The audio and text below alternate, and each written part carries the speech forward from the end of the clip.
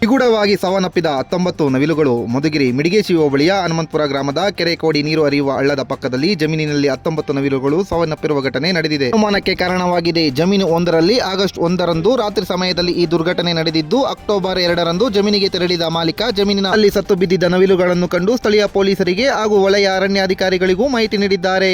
ಮಾಹಿತಿ ಪಡೆದ ಅರಣ್ಯಾಧಿಕಾರಿಗಳು ತಾಲೂಕು ಪಶು ವೈದ್ಯಾಧಿಕಾರಿಗಳಿಗೆ ಮಾಹಿತಿ ನೀಡಿದ್ದು, ಸ್ಥಳಕ್ಕೆ ಬಂದು ಪರಿಶೀಲನೆ ನಡೆಸಿ 5 ಗಂಡು ಹಾಗೂ 14 ಹೆಣ್ಣು ನವಿಲುಗಳು ಮೃತಪಟ್ಟಿರುವುದನ್ನು ದೃಢಪಡಿಸಿದ್ದಾರೆ. ನವಿಲುಗಳು ಸಾವಿಗೆ ಕಾರಣ ಏನೆಂದು ತಿಳಿದು ಬಂದಿಲ್ಲ. ಅರಣ್ಯಾಧಿಕಾರಿಗಳು ನ್ಯಾಯಾಲಯದ ಅನುಮತಿ ಪಡೆದು ಸತ್ತ ನವಿಲುಗಳನ್ನು ವಿಧಿವಿಜ್ಞಾನ ಪ್ರಯೋಗಾಲಯಕ್ಕೆ ರವಾನಿಸಿದ್ದಾರೆ. ಈ ವಿಜ್ಞಾನ ಕೇಂದ್ರದಿಂದ ವರದಿ ಬಂದ ನಂತರವಷ್ಟೇ 19 ನವಿಲುಗಳ ಸಾವಿಗೆ ಕಾರಣ ಏನೆಂಬುದು ಗೊತ್ತಾಗಲಿದೆ. ಭಾನುವಾರ ನವಿಲುಗಳು ಸತ್ತ ಜಮೀನಿಗೆ ಅರಣ್ಯ ಇಲಾಖೆಯ ಎಸಿಎಫ್ ಮಲ್ಲಿಕಾರ್ಜುನ್, ವಲಯ ಅರಣ್ಯಾಧಿಕಾರಿ ಸುರೇಶ್, ಬೀಟ್ ಗಾರ್ಡ್ ಮಹೇಶ್ ಕುಮಾರ್, ಉಪ ಅರಣ್ಯ ವಲಯಾಧಿಕಾರಿ ಮುತ್ತುರಾಜ್ ಭೇಟಿ ನೀಡಿದರು.